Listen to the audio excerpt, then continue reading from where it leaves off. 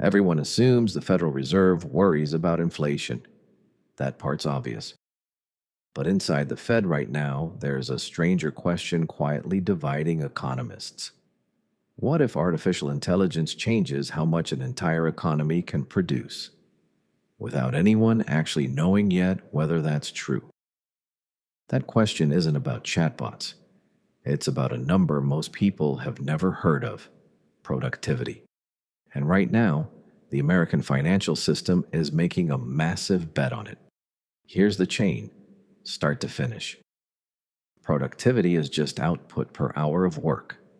When it rises, an economy can grow without prices rising alongside it. That's the golden combination every central bank wants. Growth without inflation. When the Fed believes productivity is improving, it changes how it sets interest rates. Higher productivity gives it room to keep rates lower. Lower rates make future corporate profits worth more today, pushing stock valuations higher. And because roughly $13 trillion in American assets are tied to the S&P 500 through 401ks, pensions, and index funds, this isn't abstract theory. It's sitting inside most people's retirement accounts. Productivity to growth to inflation to interest rates to valuations to your portfolio. The Fed saw this coming. Back in September 2024, Governor Lisa Cook asked publicly whether AI could change the economy's productive capacity. By 2026, her tone had sharpened, warning that the AI build-out itself might be pushing up the neutral rate of interest, disrupting labor markets before delivering its payoff. Then the question landed on the new chairman's desk. Kevin Warsh has placed himself at the center of the bet. Before his confirmation, he wrote that AI will be a significant disinflationary force. At his first press conference on June 17th, he called it perhaps as important a change in the economy as we've had in my adult lifetime. But asked whether AI is currently adding more to demand or supply, he gave an unusually honest answer. What we spend most of our time doing is counting demand. We can see it, we can count it. What we do is we infer supply. In plain terms, the Fed can measure the money being spent on AI. It cannot yet measure the payoff. And the money being spent is staggering. The four largest technology companies are on track to spend between $610 and $690 billion on AI infrastructure this year. Amazon alone guiding toward $200 billion.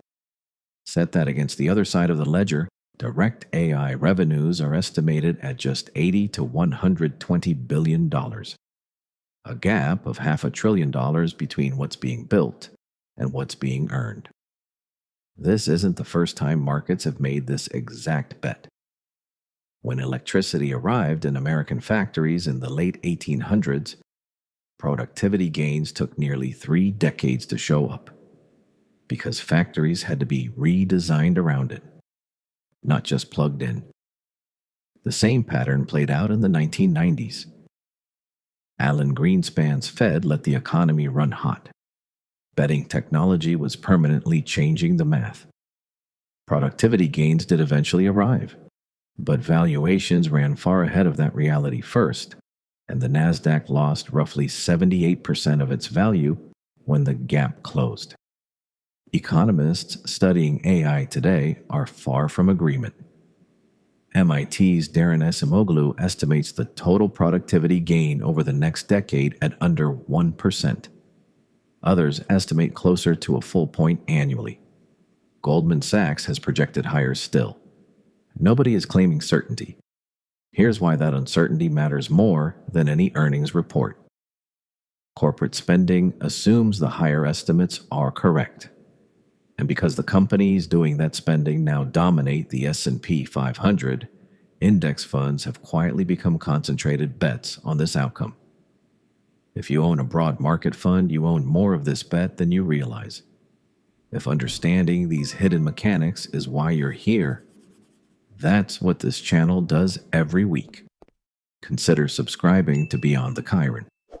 Because here's the thing: AI doesn't have to fail for problems to emerge, it only has to be slow. Markets consistently try to price tomorrow's economy today. Sometimes the technology catches up to the price. Sometimes there's a long, uncomfortable gap first. Nobody currently knows which case this is. Not the Fed, not the economists, not the companies spending the money. The biggest risks in finance rarely come from the technology everyone's watching. They come from the assumption quietly sitting underneath it, the one nobody has to prove correct until it's too late to matter. Whether that assumption holds may shape the American economy for a decade. And right now, the answer isn't in the headline. It's beyond the Chyron.